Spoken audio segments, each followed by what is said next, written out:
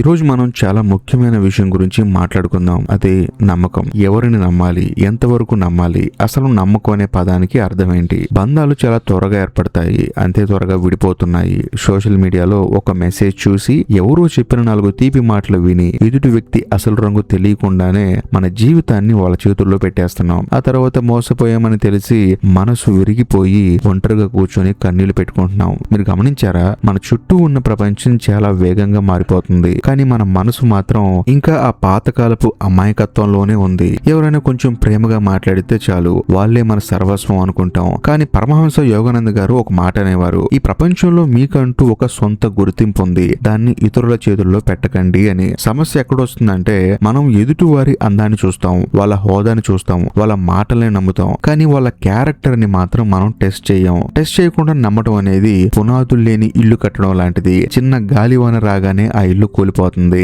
అలాగే చిన్న కష్టం రాగానే ఆ బంధం కూడా మొక్కలైపోతుంది. ఈ రోజుల్లో యువత ఎదుర్కొంటున్న అతి పెద్ద మానసిక ఒత్తిడికి కారణం ఇదే, తప్పుడు వ్యక్తులపై నమ్మకం ఉంచడం. మీరు ఎప్పుడైనా ఆలోచించారా? మనం ఒక చిన్న మొబైల్ ఫోన్ కొనాలంటే దానికి సంబంధించిన వీడియోస్ అన్ని యూట్యూబ్ లో చూస్తాం, వందల మందిని అడుగుతాం, అన్ని ఫీచర్స్ చెక్ చేస్తాం. మరి మన జీవితాన్ని పంచుకునే వ్యక్తిని ఎంచుకునేటప్పుడు లేదా ఒక ముఖ్యమైన బాధ్యతను ఒకరికి అప్పగించేటప్పుడు ఎందుకు అంత త్వరగా నిర్ణయం తీసుకుంటున్నాం? ఈ తొందరపాటే మనల్ని ఇబ్బందుల్లో నెడుతుంది. అసలు మనం ఎందుకు ఇంత త్వరగా ఎవరినైనా నమ్మేస్తాం? ఎందుకు మనల్ని మనం మోసం చేసుకుంటున్నాం? దీని వెనుక ఒక లోతైన కారణం ఉంది, అది మన ఒంటరితనం. మనలో చాలా మందికి లోపల ఒక ఒంటరితనం ఉంటుంది. ఎవరో ఒకరు వచ్చి మనల్ని ప్రేమించాలి, మనల్ని పొగడాలి అని కోరుకుంటాం. ఆ ఆకల్లో ఉన్నప్పుడు అవతలి వ్యక్తి వేసే చిన్న బిస్కెట్ కూడా మనకి ఒక విందు భోజనంలో అనిపిస్తుంది అనమాట.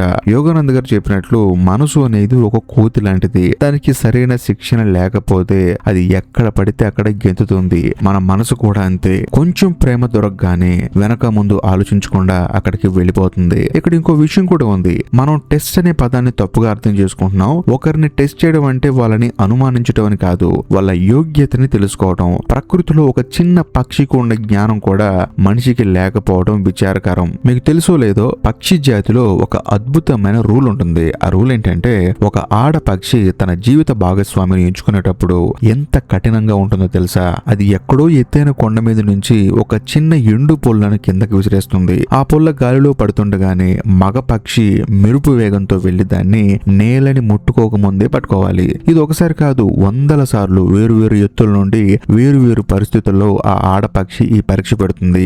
ఎందుకు అంత కఠినంగా ఉంటుందది? కేవలం తన కోసం కాదు, రేపు తాను ఎత్తైన కొండ మీద గూడు కట్టి గుడ్లు పెట్టినప్పుడు ఆ గుడ్ల నుండి వచ్చే పిల్లలు పొరపాటున గూడు జారి కింద పడిపోతే వాటిని కాపాడగలిగే సత్తా తన భాగస్వామికి ఉందా లేదా అని చెప్పేసి నిర్ధారించుకోవడానికి. సరే, పక్షి గురించి పక్కన పెట్టండి. మరి మనం కేవలం మాటలు చూస్తుంటాం. నేను నిన్ను ప్రాణం కంటే ఎక్కువగా ప్రేమిస్తున్నాను అని చెప్పే మాటల వెనుక ఉన్న నిజాయితీని పరీక్షించడం లేదు.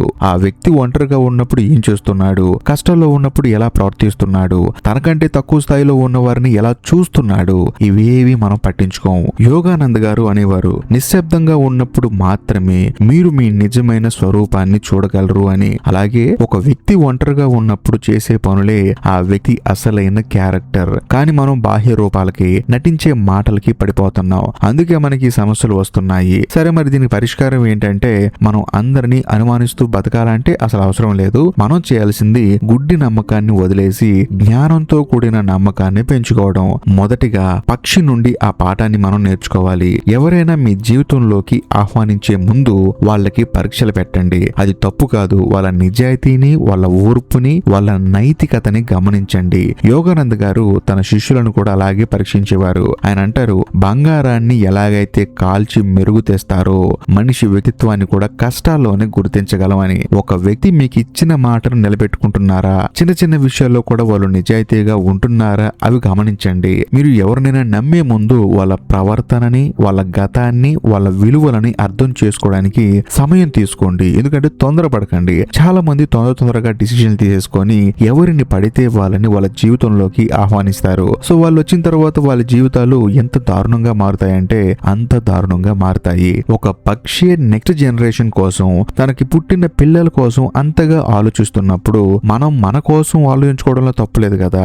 ఇక రెండోది, మీ ఒంటరితనాన్ని దేవుడితో గడిపే సమయంగా మార్చుకోండి. మీరు ఎప్పుడైతే మీ లోపల మీరు ప్రశాంతంగా ఉంటారో ఉంటారో అప్పుడు బయట వ్యక్తుల కోసం ఆరాటపడరు. సో యోగానంద గారు నేర్పించిన ధ్యానం మనకి ఇదే చెప్తుంది. నీ లోపల ఉన్న అనంతమైన శక్తిని తెలుసుకో, అప్పుడు నువ్వు ఎవరి మీద ఆధారపడవు. మీరు మానసికంగా బలంగా ఉన్నప్పుడు తప్పుడు వ్యక్తులు మీ జీవితంలోకి రావడం కష్టమవుతుంది, ఎందుకంటే మీలోని ఆ క్లారిటీ వాళ్ళని దూరం పెడుతుంది. అలా కాకుండా మీరు ఆధ్యాత్మికంగా కూడా దేవుడికి దూరం అయినప్పుడు, అది ఏ దేవుడైనా అవ్వచ్చు, మీరు ఆధ్యాత్మికంగా దేవుడికి దూరం అయినప్పుడు మీలో తెలియని ఒక అలజడి మొదలవుతుంది. నిజం చెప్పండి, ఈ ప్రపంచంలో మనం నమ్మేది మొట్టమొదటిగా అమ్మా నాన్న, ఆ తర్వాత దేవుడు. సో వాళ్ళందరికీ మనం దూరం అయిపోయిన తర్వాత మనకు మిగిలేదేంటి? అందులోనూ మనల్ని కన్న వాళ్ళకి అలాగే మనల్ని సృష్టించిన వాళ్ళకి మనం దూరం అయినప్పుడు ఈ భూమి మీద మనం ఒంటరి వాళ్ళు మాత్రమే. మనుషులు మన జీవితంలోకి వస్తూ ఉంటారు, పోతూ ఉంటారు. నిజం చెప్పండి, 24 గంటలు ఒక మనిషి మనల్ని ప్రేమిస్తాడా?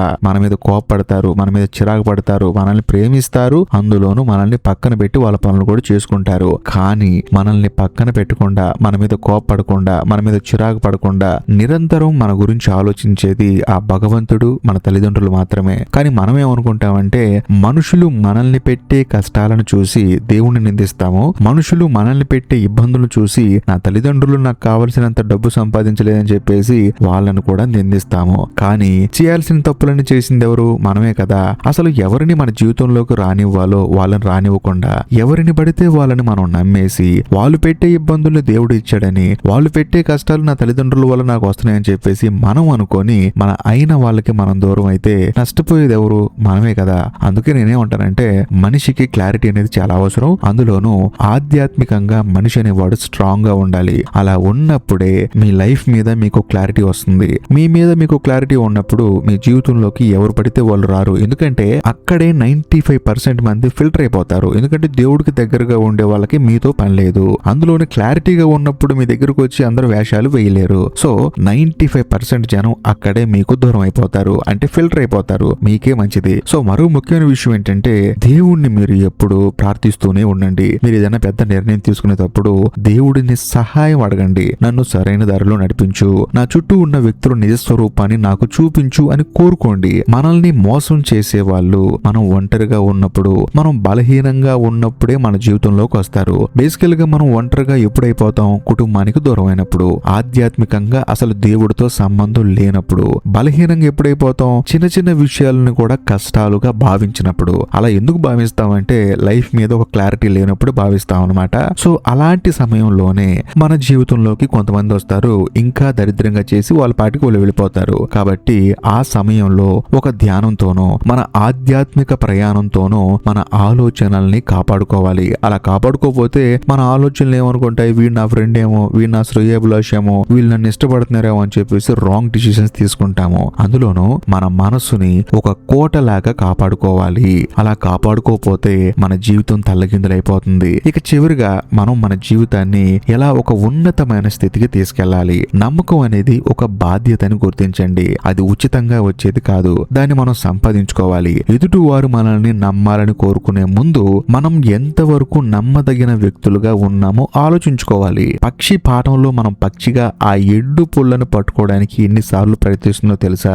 ఎన్నిసార్లు కిందకు విసురుతున్నా విసుగు చెందదు. అలాగే మన జీవితంలో కూడా నమ్మకాన్ని నిలబెట్టుకోవడానికి నిరంతరం కృషి చేయాలి. మన మాట, మన ప్రవర్తన నిష్కల్మంగా ఉండాలి. యోగానంద్ గారి జీవితాన్ని చూస్తే మనకు ఒకటి అర్థమవుతుంది. ఆయన అందరినీ ప్రేమించేవారు, కానీ అందరినీ గుడ్డిగా నమ్మేవారు కాదు. ఆయనలో ఉన్న ఆ దయ, సరళత మనకి ఆదర్శం. ఆయన చెప్పినట్లు ప్రేమ అందరికీ ఇవ్వండి, కానీ మీ నమ్మకాన్ని మాత్రం సంపాదించుకున్న వారికే ఇవ్వండి. ఈ రోజు నుంచి ఒక నిర్ణయం తీసుకోండి. ఇకపై మాటలను చూసి మోసపోను, వ్యక్తుల క్యారెక్టర్ ని గమనిస్తాను.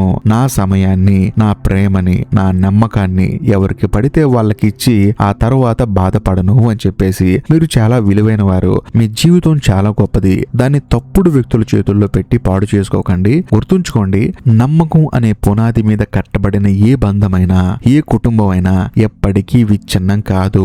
ఆ పునాది గట్టిగా ఉండాలంటే ముందుగా పరీక్ష అనేది అవసరం, అంటే టెస్ట్ అనేది అవసరం. ఆ టెస్ట్ లో నెగ్గడం ద్వారానే మనకి నిజమైన గౌరవం లభిస్తుంది. జీవితం అంటే కేవలం బతకడం కాదు, ఒక సాక్షిగా నిలబడటం. ఈ క్షణం నుంచి మీ ఆలోచనలని మార్చుకోండి. ఒక పక్షిలాగా దార్శనికతతో ఉండండి. యోగానంద గారు చెప్పినట్లు మీ ఆత్మ ప్రకాశాన్ని ఎవరికి తలవంచనివ్వకండి. మీరు మారితే ఈ ప్రపంచం మారుతుంది. మారుతుంది. మీ నిర్ణయాలే మీ భవిష్యత్తును నిర్ణయిస్తాయి. ఈ రోజే ఇప్పుడే ఆ మార్పు మొదలవ్వాలి. చివరిగా మీ అందరినీ ఒక ప్రశ్న అడగాలనుకుంటున్నాను. మీ మనసుతో ఆలోచించి సమాధానం చెప్పండి. గతంలో మీరు ఎవరినైనా గుడ్డిగా నమ్మి మోసపోయినప్పుడు ఆ వ్యక్తి ప్రవర్తనలో మీకు ముందుగానే వార్నింగ్స్ కనిపించాయా? కానీ మీరు మీ మనసు చెప్పిన మాట వినకుండా కేవలం వాళ్ళ మాటలే నమ్మి ముందుకు వెళ్లారా? అలా వెళ్తే మాత్రం ఖచ్చితంగా కామెంట్ చేయండి. దీని గురించి ఆలోచించండి. మీ అనుభవం ఇంకోసారి పాఠం కావచ్చు. మీ అభిప్రాయాన్ని తప్పకుండా కామెంట్ సెక్షన్ లో పంచుకోండి. మీ సమాధానం కోసం నేను ఎదురు చూస్తున్నాను. ఈ వీడియో కనుక మీకు నచ్చినట్లయితే ఖచ్చితంగా లైక్ చేయండి.